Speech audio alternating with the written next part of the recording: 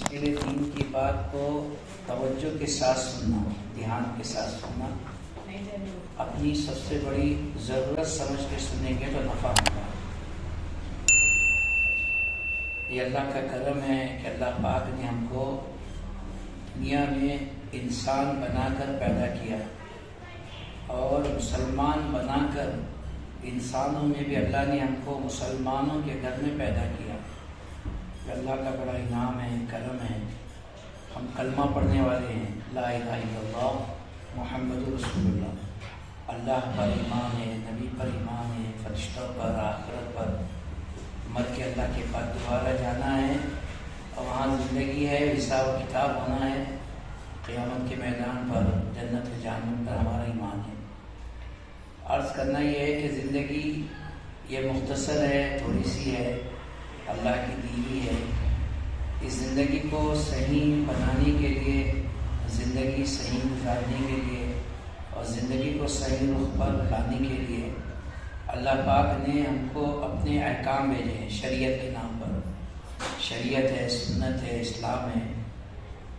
ہم اس کو سمجھنا چاہیے، کیونکہ سب سے پہلے جو چیز ہمارے میں آنا ہے وہ دین کی سمجھ، دین کی فکر اور دین کو اپنے لیے ضروری سمجھنا۔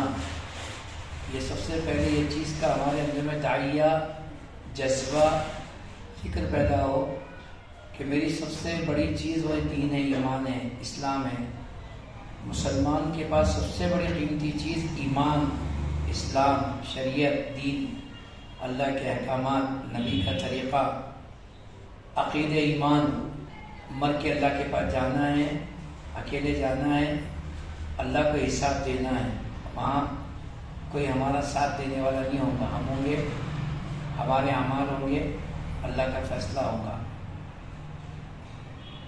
تو ایمان کے ساتھ، اسلام کے ساتھ زندگی گزارنے کے لیے سب سے پہلے سمجھ چاہیے، اچھی سوچ، اچھا جذبہ، اچھا ارادہ، اچھی نیت، اچھی فکر، یہ سرمایہ ہے مسلمانوں کی زندگی میں اسلام کے لانے کے لیے۔ یہ دولت ہے جس سے اسلام زندگی میں آتا ہے، باقی رہتا ہے۔ اس لیے میری عزیز بہنوں، ہماری سوچ صحیح ہونا چاہیے، فکر صحیح ہونا چاہیے، ارادہ جذبہ صحیح ہونا چاہیے۔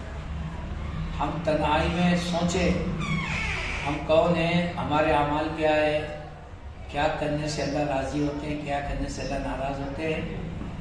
سب سے پہلے اپنی سوچ کو پاکیزہ بنانا، فکر کو صاف ستھری بنانا اور اسلام کو سمجھنا۔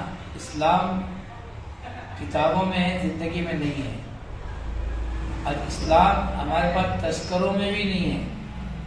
اسلام کے بارے میں کوئی مذاکرہ، کوئی سمجھ، کوئی اس کی چند باتیں گھر کے ماحول میں امی جان کے ذریعے سے، ابا جان کے ذریعے سے، گھر کے بڑوں کے ذریعے سے چھوٹوں کو، کہیں اس کا تذکرہ ہی نہیں ہے اسلام کا۔ نتیجہ یہ ہوا کہ دین کے تذکرے نہ ہونے کی وجہ سے آج سب سے بڑا نقصان یہ ہوا کہ مسلمانوں میں سے دین رخصت ہو گیا، اسلام نکل گیا، اعمال زندگی سے نکل گئے، ایک نام رہ گیا ہے، یہ مسلمان ہیں، لیکن عمل سے زندگی بہت دور ہو گئی۔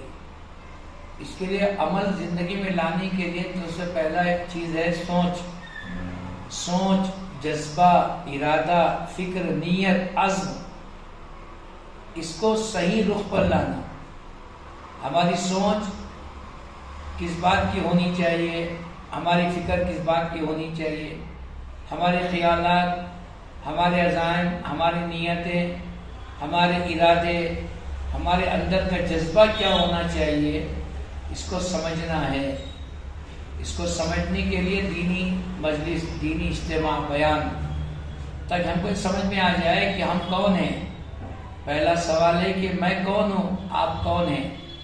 اس کا جواب یہ ہے کہ ہم مسلمان، ہم محمدی، ہم ایمان والے، ہم کلمہ گو، ہم اللہ پر، اس کے رسول پر، قرآن پاک پر اور مرنے کے بعد دوبارہ زندہ ہو کر قیامت کے میدان میں اللہ کے دربار میں حاضر ہونے پر وہاں کے حساب و کتاب، ترازو میں اعمال کا تولے جانا، پھر اللہ کا فیصلہ جنت و جہنم کا، ان سب کو ماننے والا، ان سب پر ایمان رکھنے والے کو مسلمان کہتے ہیں۔